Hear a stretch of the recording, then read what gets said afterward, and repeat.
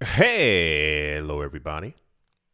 Welcome back to the channel. Hope you're all doing well and that you're all having a great day. And without any further ado, let's jump right into it. For those of you not looking at the screen, it says top analyst says Bitcoin surge could be the start of a massive rally. Here's how high Bitcoin may go. The last couple of days have been quite interesting in the cryptocurrency market. It appears that an enormous amount of energy has re-entered the space where a lot of people are now looking at and or believing or waiting to see if Bitcoin's price in the wider cryptocurrency market are going to continue going higher. It appears that at the time of me making this video, a lot of people are convinced that Bitcoin's price is on its way to around $30,000. This seems to be the general sentiment that I'm roughly seeing everywhere. Nearly all of the analysts believe $30,000 is in the cards, and then from there, the numbers that they're looking for to obtain extra support, an extra idea of if we are going to begin to skyrocket, is between $33,000 and $37,000 per Bitcoin. That seems to be the levels that I'm constantly seeing, where people are talking about, if we hit those numbers, then Bitcoin is going to start trying to go to its previous all-time high. When it says, here's how high Bitcoin may go, it is between $33,000 and $37,000 that we are now looking for. It says Bitcoin taking out 20,000 US dollars puts Solana Polygon XRP on the cusp of huge price explosions. Bitcoin a couple of hours ago actually passed by $21,000. There has been a slight pullback in price, as is to be expected. People do take light profits, or people who are, the larger whales look to retest the other numbers to see if we can continue moving a lot higher. Solana, I believe, has gone up. Is it like 60 or 70% over the course of the last couple of days? Polygon is also quite strong, and XRP is basically because a lot of people are looking into when the lawsuit might end. It is a common trend. You've heard me say it before. This is not the first time and will not be the last. XRP is constantly in the price news.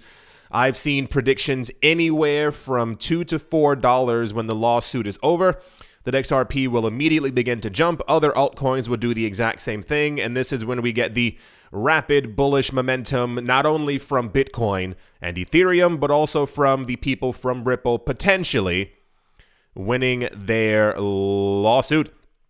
Plan B, one of the most popular people in the Bitcoin cryptocurrency space, has announced that he believes that the Bitcoin price bottom is in. He says he believes it hit sometime around 15,500 appears to be as low as Bitcoin is going to go. For those of you not looking at the screen, it says he has set a timeline for a 4,689% price explosion. Yes, you heard that correctly. More than 4,600%. He thinks that we are on the cusp of Bitcoin moving anywhere between $30,000 to $35,000. He says we may roughly float around there until sometime in spring, where he's expecting Bitcoin's price to move between $30,000 to $50,000. He didn't give an actual number or exact timeline. It's more of a sometime towards the middle of this year. He's expecting a further movement up as we get closer to the halving, which is sometime in the beginning of 2024. For those of you who have not been here before, or this is your first full cycle, it appears as if I also saw one of the metrics as well. There's a fear and greed gauge. We were in extreme fear. At the beginning of this year, we were in fear, and now we are actually in neutral territory as we move towards Bitcoin's next halving. Historically, the year before we have Bitcoin's halving, we move up in price. We do not hit the previous all-time high normally, but we tend to move somewhere around there. That is giving us a $35, $40, $50, $60,000 Bitcoin. Plan B believes or estimates that once we have had the Bitcoin halving and move further into 2025, this is when he believes we are going to see the $100 and or close to $200,000 plus Bitcoin. A lot of analysts believe that we are out of the woods, and it was actual long woods, if I can say that. I know the phrase is a bit unorthodox, if you will. But normally we tend to have a 9-month period where prices are quite rocky for the cryptocurrency space. I believe we got up to 13 months this time. This is why you could feel the misery was relatively palpable in the air. It's because it lasted too long for people who've been in this market for a while. You knew that something was, what's going on, because normally we begin to move back up. But it appears that this is where we currently are. It says Bitcoin surge causes over $500 million in liquidations, the highest in 3 months. Cryptocurrency markets have regained the $1 trillion capitalization for the first time since November. So we are currently at the point where, and I don't know why this happens per se. I really honestly can't figure it out, or who's doing it. Usually what happens is tons of people begin to try and short Bitcoin. That is to say, they're betting against the price of Bitcoin and where Bitcoin can go. However, there seems to always be like celebratory tweets from higher up people in crypto, or people who are trading crypto, that they have liquidated people out of the market. It sounds like what it sounds like. Basically, the Bitcoin price goes up so high that anyone who was betting against it kind of gets washed out and, swept away from the cryptocurrency market. And one of the greater metrics that we have is that when we have so many liquidations of people who've been betting against the price of Bitcoin, this is usually a very good indication that anyone who's betting against Bitcoin will be burned. That's the nicest way of saying it. And as we have seen over $500 million in liquidations in just over the weekend, this historically means that people will stop betting against Bitcoin, because if you do so, then you tend to lose money. So everyone begins to get more bullish, more money gets pushed into the market as opposed to trying to short the market. Bada bing, bada boom. Peter Brandt has shared his super bullish outlook on Bitcoin. I'm pretty sure you know exactly where this is going. He says it appears that we are out of the woods. He thinks that the next stop is $25,000 to kind of give us a really good indication. If we hit that number within the next couple of days or weeks, Bitcoin is on its way back up. He gave no timeline for next year or the year after, but he is looking for a $40,000 to $50,000 Bitcoin once again by summer and or autumn. This tends to be the general outlook for a lot of people who are looking for where Bitcoin's price is going to be going over the course of this year. James Turk, it says it looks like Bitcoin survived the crypto winter. There are a lot of analysts on TV, CNBC, you name it, a lot of naysayers who were convinced, and I remember mentioning this a couple of months ago, that believed that Bitcoin was on its way back to $7,000, $8,000. You remember, because I was laughing and not chuckling. That's a bit too ridiculous. In the video asking, why was Bitcoin going to go so low?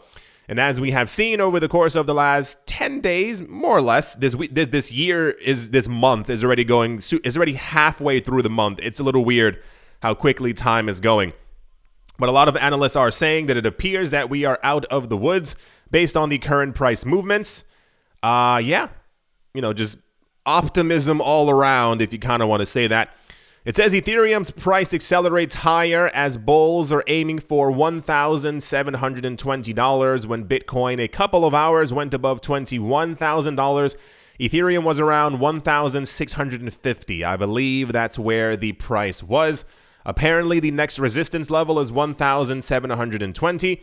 There are a large number of people who believe that we are going to hit $2,000 before the end of this month, and I'm seeing a lot of chatter as to anywhere from $2,200 to a $3,000 Ethereum by March. March being the time frame that we have for the next major upgrade. That is going to be the Shanghai upgrade, where people are basically going to be able to put their money into and take their money out of the Ethereum ecosystem to be able to stake it. That's also around the same exact time that we are going to see a lot of news from prominent cryptocurrency exchanges for that we are now able to stake basically in general and also take our money out of the ecosystem as well. This is boding incredibly bullish for Ethereum. I think it would be rather odd if we did not hit above 3,000 plus over the course of the next, I dare say, even month and a half, as we keep getting indications that this upgrade is definitely going to be taking place in March as well. Analyst known for calling Bitcoin bottom price updates the outlook, says Ethereum, Aave, and one Ethereum rival are set to rally. Apparently, this is someone on Twitter who called Bitcoin's price going to $3,000 years ago, and then also called where it was going to go in 2020 as prices were falling because of Coco Roro. And now he says that he believes that if we see continued price movements upward, I forgot what the term is. It's kind of like a coiled snake, if you will. This is where they're looking at for a lot of other coins that say that they have a lot of basically pent up energy, and they're they're waiting to basically rally and strike the Ethereum rival, if you will. He is listing it as Avalanche, saying the Ethereum, Aave, and Avalanche are looking like they're about to do very strong price movements over the course of this week. Also in price news, it says stock market investors expecting smoother sailing ahead after a volatile year, and they have history on their side. It looks as if the news that we are getting from all over the place is that this year will not only be better, but that as we have, air quotes, gotten inflation under control, the Federal Reserve will not be as aggressive. Their rate hikes, if any, will not continue over the course of this year.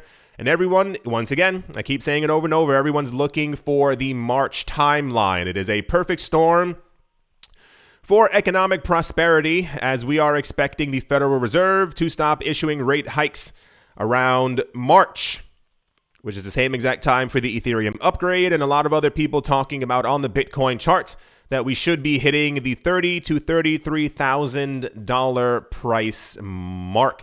This week is also Davos.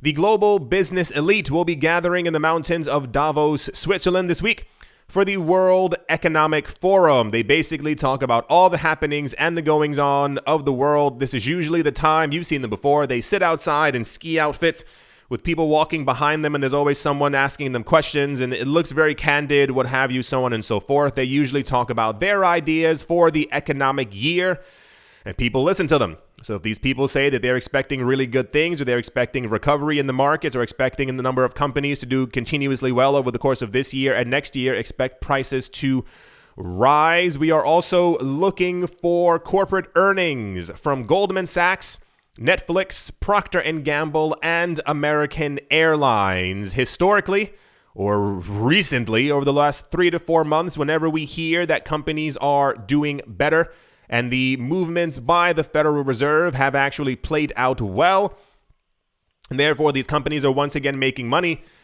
people get optimistic, throw more money into the stock market goes up, we do as well. Stock markets in the United States are closed for today in observation of Martin Luther King Jr. Day. Also in, I guess, price news as well, you can also mix this into it. Bitcoin's mining difficulty has risen by 10%. We now have a new all-time high as people who are mining Bitcoin have returned. They were gone for a good month and a half, not that they all left, but the vast majority or a large portion of them did leave. If you remember what I've always been saying and how it actually works is, we can historically see, or usually always see, it's a price metric of how much it costs to mine a Bitcoin. If it costs $16,000 to mine one Bitcoin and Bitcoin's price is at $22,000, well, gosh darn it, turn on those machines so we can start making some money. If Bitcoin's price, however, is at $12,000 and it costs 16,000 to mine a Bitcoin, people began to unplug their machines. A new surge, a new all-time high, means that we are seeing more people on the network than ever before. It shows optimism. It shows that people believe, especially people who are mining Bitcoin, that Bitcoin is not only going to go higher, but it is going to be very profitable for anyone who is going to be buying and or mining up Bitcoin. It usually signals that these people are they're expecting to basically make more money, and this is why we see people buying Bitcoin, because the idea is if you buy Bitcoin at 20,000, you're expecting it to at least go to 25,000. If you buy it at 25,000, you're expecting it to go to 30,000, and then that's how money flows into the market, so on and so forth. So, a lot of optimism, a lot of movements in our markets, a lot of people looking to see where the rest of this week is going to take us. Markets are up, prices are in green, a lot of optimism all over the place. That's all the price news. And yeah, let's move on. In the THEE most popular news story of the day, the anticipated launch of Shiba Inu's Layer 2 blockchain Shibarium beta is almost here, the platform announced on Monday.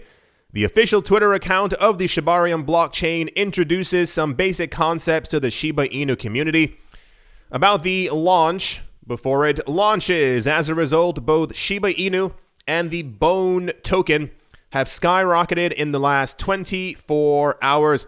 Shibarium Network, the official Twitter account for the Shibarium blockchain, in a tweet on the 16th of January, revealed that the preparation for the beta launch is almost complete. The Shiba Inu community will get the Shibarium soon. They said, introduction to Shibarium, Shiba Inu's Layer 2 network, rejoice. Hashtag Shib Army. Shibarium beta is about to be launched, and through this article, we want to introduce some basic concepts in order to provide clarity to the community. A lot of people are very, very, very, very hyped about this. We've gone over this before in many different metrics. Shiba Inu is basically more popular than Dogecoin. The people from Dogecoin, it took them a couple of years to basically announce that they wanted to also make some kind of an ecosystem, none of which has actually been announced or even spoken about since around spring of last year. The basic idea is that as Shiba Inu got picked up, as Dogecoin got picked up by Elon Musk, they wanted to make more of a robust ecosystem and give it some type of upgrades, not often in the news. Shiba Inu, however, is in the news like 95 times a day. It's sometimes a little bit overwhelming.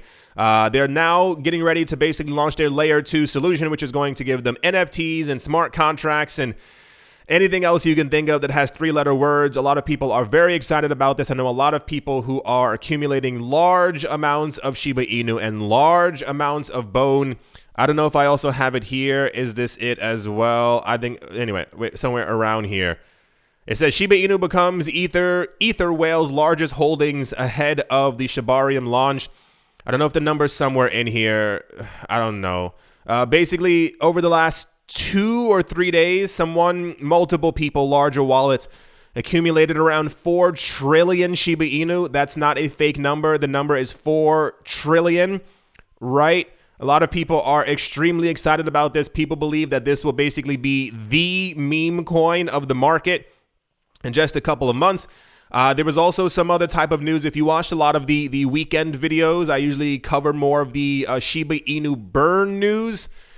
Apparently, there's now an initiative to burn trillions of coins over the course of this year. It's got a lot of people very, very hyped. The idea being they're trying to accelerate the movement to 1 cent per Shiba Inu faster than ever before. Basically, if they can burn a huge amount of coins and have the initial coin burn also happening within the blockchain, and then you have the Layer 2 solution also launching, and then you have the NFTs and the smart contracts, which are also going to be burning Shiba Inu behind the scene, then basically you get to 1 cent before we actually even get to the historic bull run that we are currently looking at. It's a lot going on. It says Shib as Layer 2 blockchain, Shibarium gets ready for beta launch. Devs explain key concepts.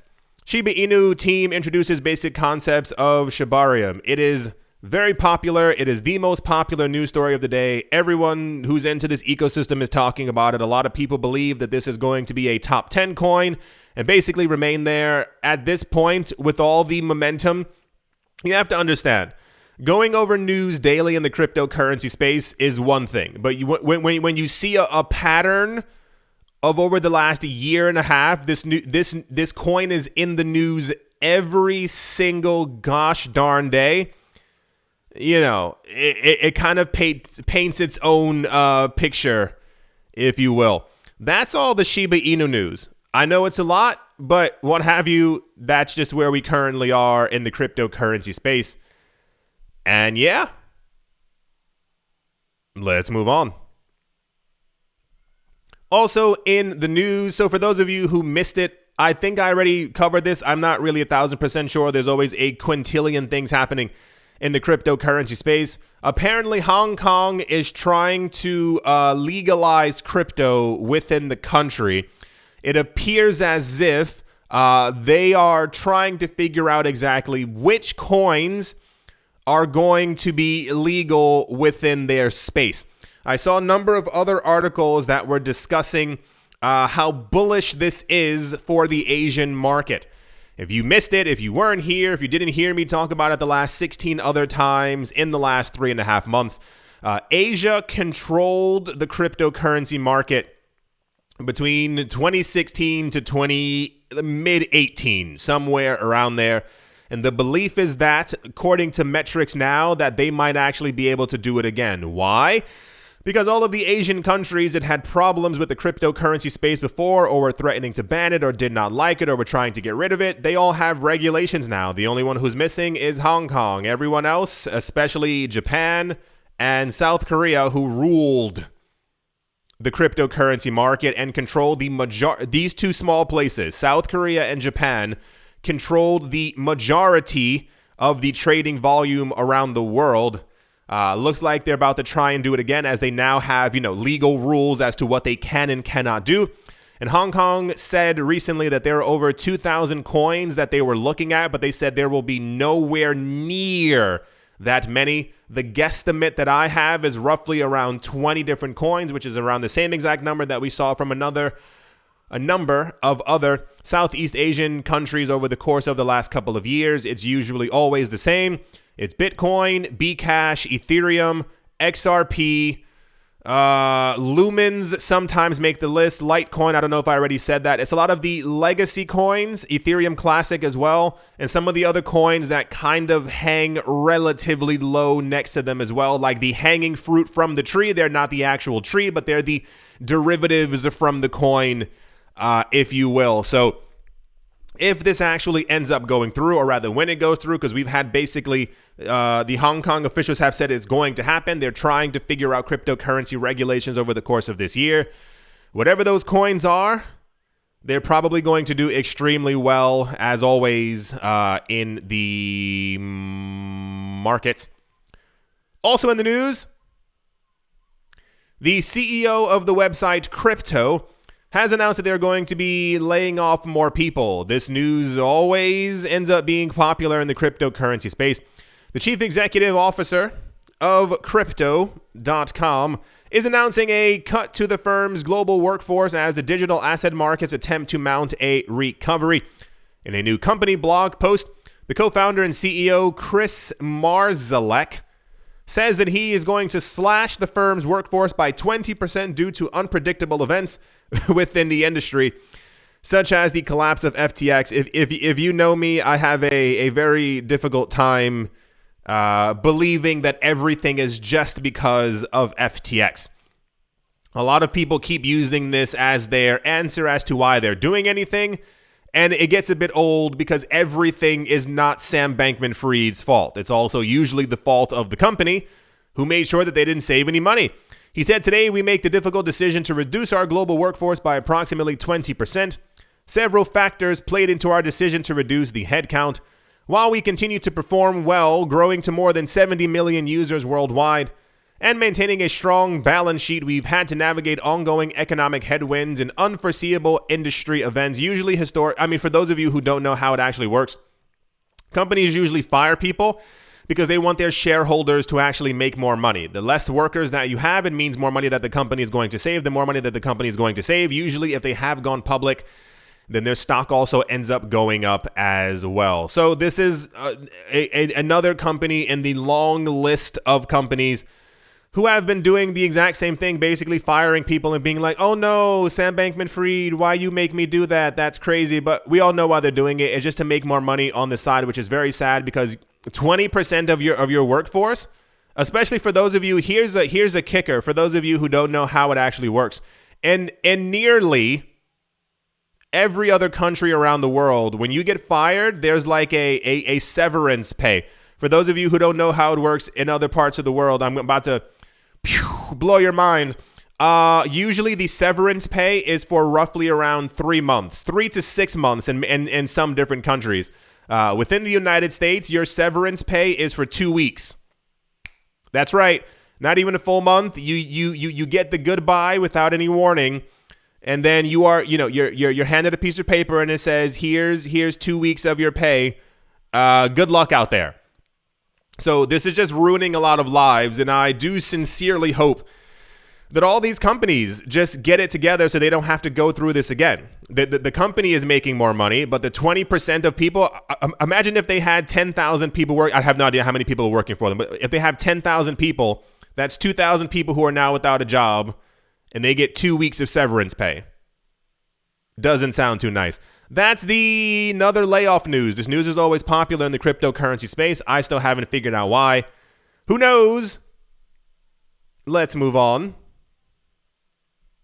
Also in the never-ending story news, Brett Harrison, the former president of FTX US, plans on spilling the beans on the exchange's operation soon. The former executive disclosed his intentions early on Monday when responding to a question on his knowledge of the firm by one of his followers. He said, we don't more recent tech, what? Oh, English. Why don't more recent tech startups do what Amazon did and go public very early? Relatedly, how do companies reconcile the desire to stay private for a long period of time while rushing into token issuance? This was his tweet. Someone said, what did you know about the FTX official US and when did you know it? And Harrison said, I'll share in time. Is the tweet here? No, it's not there. I thought the tweet was here. So maybe it's here. Wait for it. Nope, also not there. So the point is, cool. I think that nearly all of this right now is just people trying to get into the documentary because there's, I think, like 20 different things that are planned and supposed to be out there about Sam Bankman-Fried and FTX over the course of this year. And I think everyone's just trying to have like a soundbite or be in it in some sort of way. I find it very hard to believe. Now, hear me and hear me good. I find it very hard to believe that Sam Bankman-Fried and FTX were so evil and everyone knew that something was wrong, but no one said anything. Everyone got that? Right. So if you know something or knew something and you're telling people, I'll tell you in time, you're trying to make it into the documentary. You're trying to have something in Time magazine. You're trying to make it onto a major news publication so that they can actually pay you for it. Because you're basically admitting that you knew something was wrong. Right. You're basically saying, I knew that something was, and everyone's saying the exact same thing as well. We're going to move on from this. Don't worry. Everyone was saying the exact same thing that Sam Bankman-Fried, he was a very dark character. I knew that something was going on. Oh, really? So all of you knew and nobody said anything. Also, it says former FTX US president accuses Sam Bankman-Fried of gaslighting and manipulation. You should have left the company. If everyone was working with this demon and everyone knew that he was doing something wrong, I don't have it here, but someone else was talking about that. They knew since 2021 that Sam Bankman-Fried, Alameda, and someone else were allegedly laundering, what was it? Like $6 billion to Alameda. And it was like, so you admitted that you knew this and you said nothing to any of the shareholders or normal people who had money in FTX. Okay. Anthony Scaramucci has announced that he is going to be investing in crypto firms. founded by the former FTX US boss. For those of you who haven't been hearing the news, and this is why I keep thinking that is getting more and more suspicious, nearly every single company, hear me out here, nearly every single company that has collapsed due to the collapse of FTX was trying to be acquired by a number of rich people within the cryptocurrency space. But they couldn't because the valuations for these companies were way too high. Now that FTX has collapsed and everyone says that they had no idea what was going on, now they're all trying to acquire the companies that they couldn't acquire before because they were too expensive. No one else is seeing the pattern here. They all didn't want to pay $1 billion, but they're more than willing to pay $15 million after the collapse of the company that they all claim that they knew nothing was going wrong with. FTX has been cleared to sell Ledger X and other assets to repay their creditors. A couple of days ago, we got news that FTX apparently found around, I think it was $5 or $6 billion. Basically, they've been selling off assets to make back money to pay off people who are owed. That's kind of the general idea. And a lot of people were confused as to why, and it's just people have no brains. A lot of people were very confused as to why FTX was allowed to remake money. They're not remaking money. When you file for bankruptcy, you are allowed to sell old assets to make your money back to pay off the problems from your bankruptcy. That's just how it works. So FTX owned far more than I could have ever actually imagined, which is absolutely insane. That once again, wink, no one knew that anything wrong was happening. But cool. I give it by summertime, they should have made nearly $10 billion back and everyone should be able to get their money back. That just seems to be completely logical to me, at least at this point. Also in the news, Mark Cuban is prominently in the news today.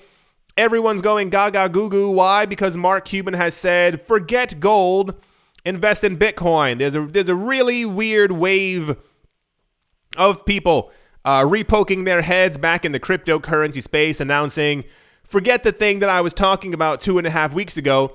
That's now boring. You got to get into Bitcoin because Bitcoin is where all the money is. There are a lot of people who are gold traders and gold investors who are now also on Twitter talking about gold has been performing well over the last year. It hasn't. It simply has not. You can look at the chart. I'll give you 25 seconds. Pick up your phone and go look at the gold chart. Gold has been slipping sideways and or down over the course of 2022. It also did not do well.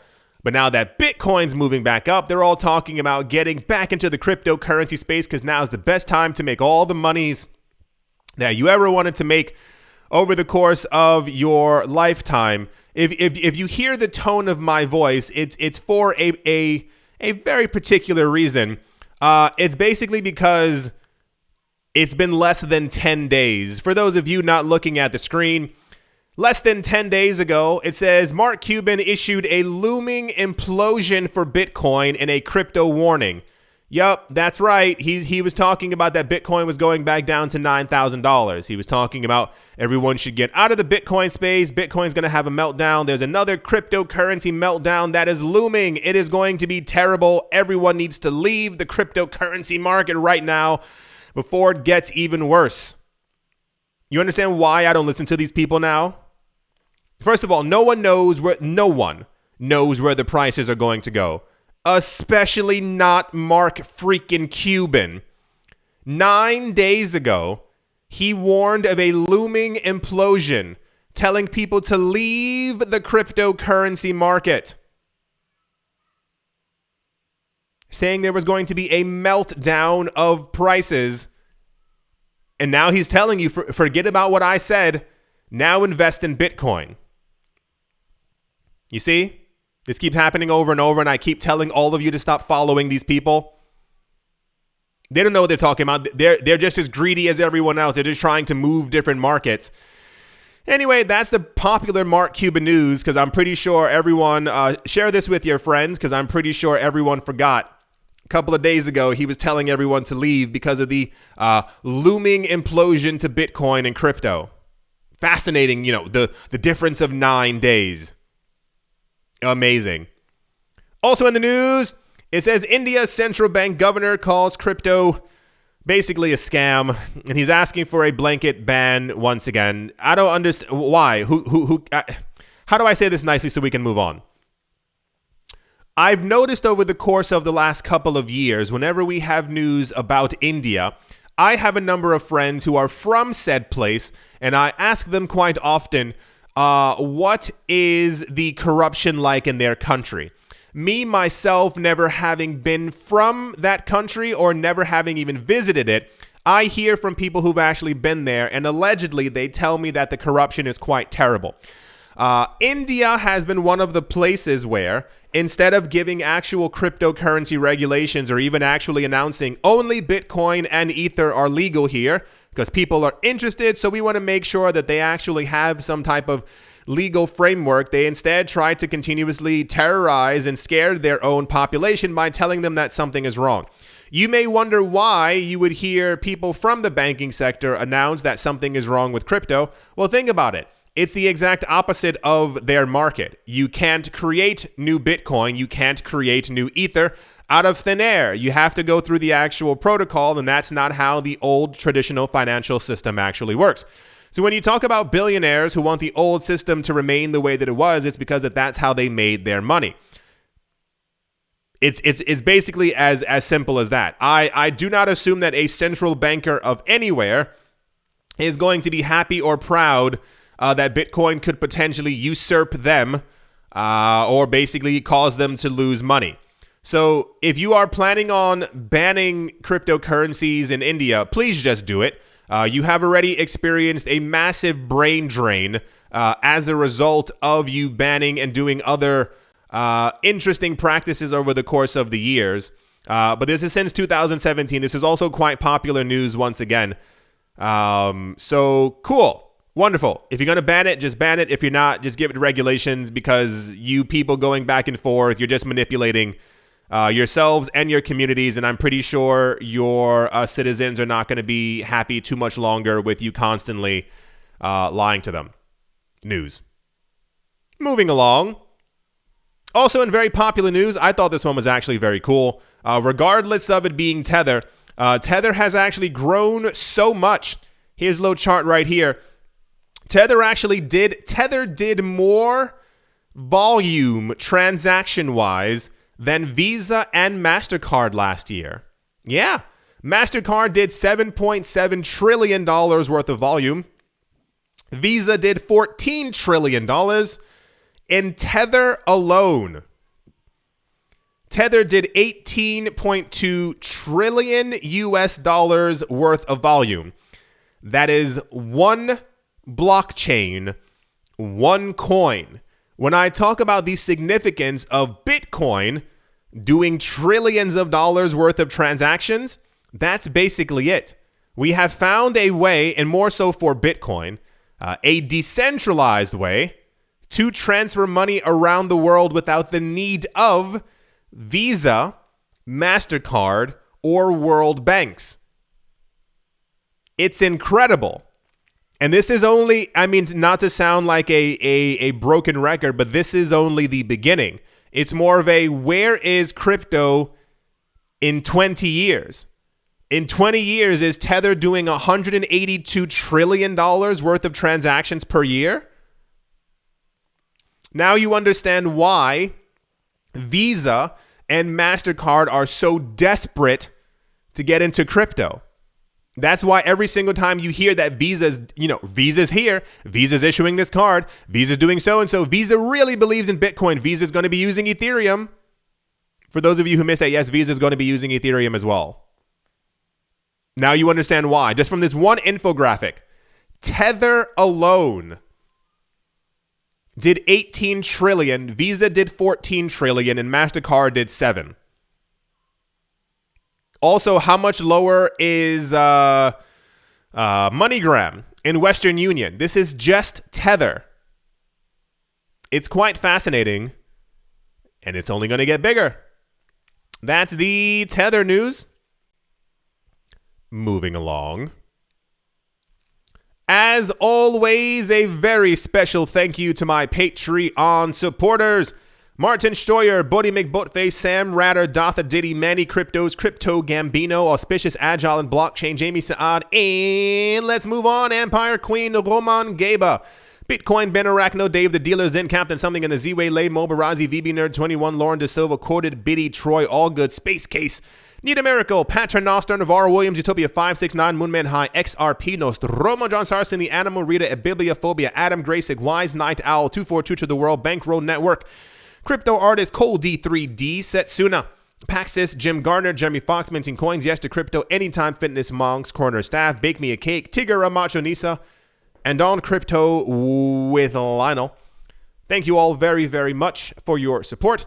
Thank you to everyone who has left a comment. They help a lot. Who has left a like, they help a lot. Everyone who has subscribed, that also helps a lot as well. There's a new Money Rules video coming today. Thank you all for helping and supporting that channel as well. At the moment, Bitcoin is at $20,844. There's the movement up to 21,000. There's the movement down. There's always a little correction as people begin to retest prices.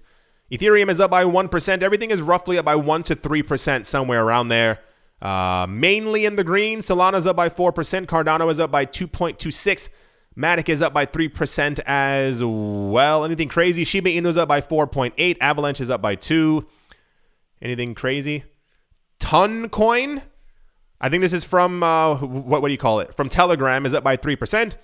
Kronos is up by 8.7 percentile points as well. Quant is up by 8.5. Jeez Louise. Decentraland Mana is up by 22%. I'm glad I got it when it was like 40-something cents. Jeez Louise. Aave is up by 7%. Luna Classic is up by 1%. Sandbox is up by 10%. Okay, something must have happened with all the metaverse coins. Maybe there was some kind of metaverse news or something. Aptos, sounds like Zapdos, is up by 14%. Elron eGold is up by 3.2%. Wow. Huobi token is up by 6%. It has $100 of trading volume. That coin should not even be in the top 1,000 at this point. I do declare that I do hope that you all are having a great day, great morning, great afternoon, a great evening, wherever you are, wherever the heck you might be. I do hope it's absolutely fantastic. I hope your weekend was fantastic. I hope you're all having a great day. Hope everything is going peachy keen for all of you. Thank you all once again for, and I know someone just laughed when I said peachy keen. If you've never lived in the States and never watched a movie from the 1960s, Peachy Keen and the Bee's Knees, I thought those were the funniest thing as a kid. The Bee's Knees, and it is Peachy Keen. Thank you all once again for watching, listening, and or supporting. And I will most certainly be talking to you all soon. See you.